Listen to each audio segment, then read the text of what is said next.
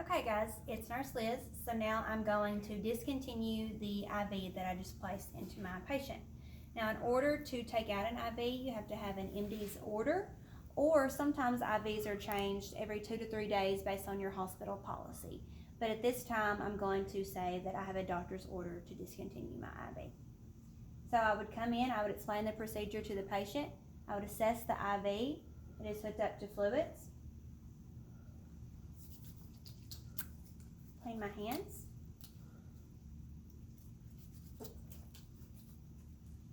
and I would wait for it to dry. Now, at this time, I'm just going to assess the IV. Okay, we're going to discontinue it. Now be mindful, it's just so important to be prepared. To discontinue an IV, I'm going to have a cotton ball ready and just a piece of tape.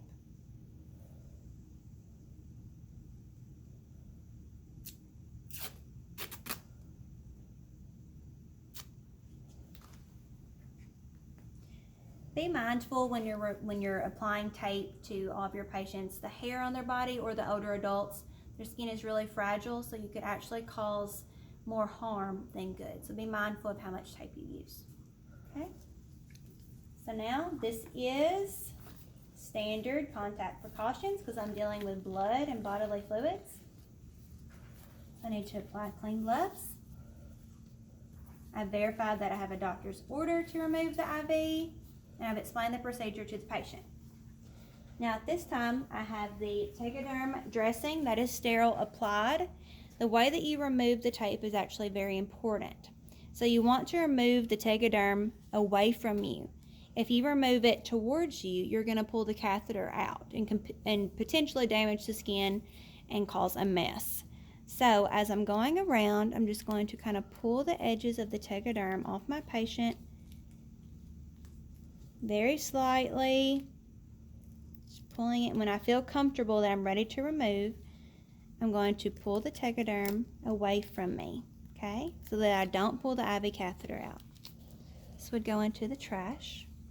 Now I'm going to take a cotton ball, apply slight pressure. I've made sure that the fluids are off, and at a very straight angle and a swift motion, I'm going to remove the catheter from my patient. Okay? At this time, I have to hold the catheter up and say that catheter is intact, because if you do not, there could potentially be catheter left in the patient, a piece of plastic, and that could cause a lot of harm. So now I've got my cotton ball just applying light pressure to my patient.